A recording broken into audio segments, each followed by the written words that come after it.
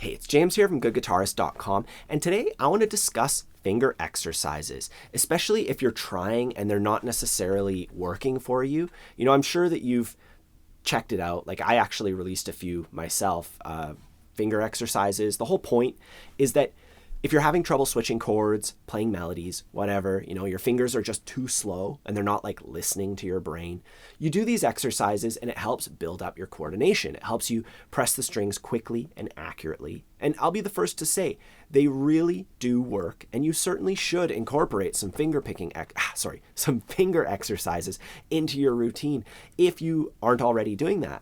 But sometimes it doesn't work, or it kind of stresses your fingers out and it doesn't really do what's promised. I received an email recently from a member of the Good Guitarist community. His name is Mitchell, and he said, "Hey James, I tried following along with your finger exercise video and I can do the exercise and it's definitely helping me a bit, but when I try to go up to speed, my hand gets tense and I go even slower." And this is to be expected. No matter how well you can play, when you challenge yourself and you try to play at the edge of your ability, you're going to tense up. You know, it's a little bit of a mental thing, a little bit of a physical thing, and that all combines into real tension that's going to hold you back from achieving the speed and accuracy that you are capable of. And this doesn't just apply to like shredding fast licks. This applies to beginner chord shapes, to playing simple melodies, your favorite rock riffs, pretty much anything that your chord hand or fretting hand is doing on guitar. And the good news is, this is a very well explored topic, not just in guitar, but in the general sense. You know, I actually went out and I found a physio who deals with musicians to ask them some questions, to like really dig deep and figure out why we have tension in our hands and how to release that. I did a full interview. It's part of my guitar health kit, which is included in my course, Learn Guitar Once and For All. I'll put more info on that down below if you're interested. But anyways, today I just want to share with you some of the advice that I received and show you some things that you can do in order to make sure that those finger exercises are actually working for you instead of against you. Now, what I learned from the physio all boils down to this. Before you do the actual exercises, before you apply force to your fingers by pressing down the strings, you need to warm up. And two main things are going to happen when you warm up. You're going to get the blood flowing, which makes your muscles more responsive and less likely to fatigue. And you're going to get the joints in your fingers and your knuckles to release synovial fluid, which is a natural lubricant. And the key here is doing this before applying any force to your joints. You know, you just want to do some things that don't require you to press down on the guitar. As far as what you should do, Emily, the physio, she gave me a whole slew of warm-up exercises, and they're all great. But if you're going to do just one or two, I like to open and close your fingers. I do this about 10 times. So let's just do that together, going 1 and 2 and 3 and 4 and 5. And after about 5 or 6 of these, I start to feel my fingers warming up, you know. 8 and 9 and 10. And the other one is to roll your wrists. And don't go hard. If you roll really hard, it's actually damaging. You just want to roll them gently. This is all supposed to feel good. If it ever starts to feel like, if you feel any pain or anything, you stop right away, seek professional help. One of the things that really stuck with me that she told me was, if you keep going through the pain, you can cause permanent damage. You know, so you want to figure out what's going on before that happens, right?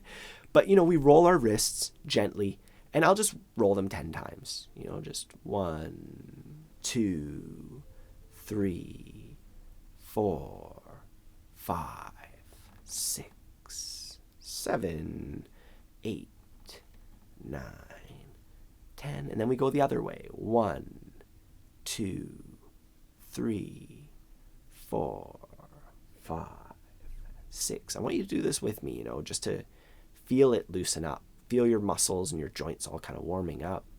I think that's like 9, 10. There we go. And when we do that, you know, opening and closing our hands and rolling our wrists, we're really targeting our hands. Another key element is self-massage. And obviously, I don't want you, just like probing around and hurting yourself. If you feel, like I said, if you feel any discomfort or pain, you stop immediately, you seek professional help.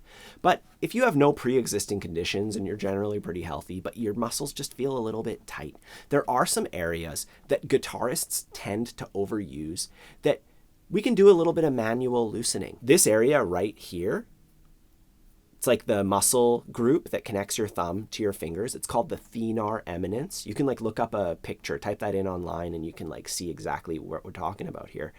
Well, apparently, as you get older, you tend to lose the ability to open up your hand and make an L shape. It gets more and more closed, so some people can only do it there.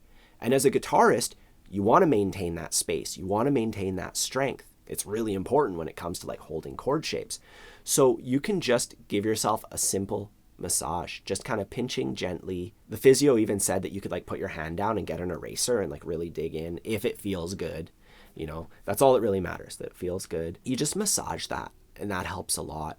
Another good spot to massage, and I'm doing this is my chord hand that I'm massaging, right?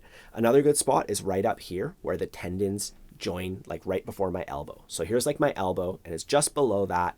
You can kind of feel there's some tendons on top and underneath, and I'm just grabbing that. You can kind of just go up and down your arm. Just feel it out, like for me, because I've been filming for like 3 hours. I've been playing a lot of guitar for the last 3 hours, and these muscles are feeling tight, so I can like literally feel that, and I can feel them releasing.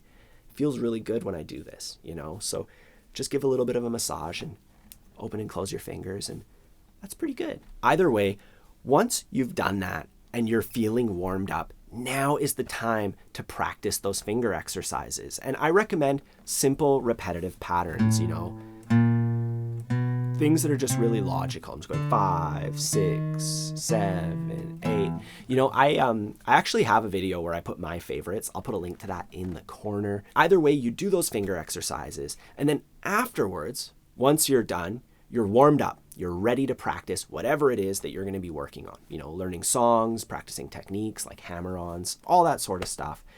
And you could leave it at that. But something happens when we play guitar. We tend to lean forward, and it tightens our front, like our chest. But our back and our neck, they really take a hit, And in the short term, it's no problem. But if you're practicing every day for months, for years, it'll really add up. And it's really important to balance out our body, balance the front and the back. Guitar works the front, it overstretches your back. So what my physio recommended was things that kind of pull it back, like doing shoulder rolls. And you can just do a few shoulder rolls, just going up and back. And maybe I'll put my guitar down while I do it. That's going to be more symmetrical. Yeah, you do these shoulder rolls. Those feel really good. Because I've been sitting in this chair for like 3-4 hours filming lessons, right? So my back has really taken a hit, and so you do a bunch of shoulder rolls and it starts to feel great.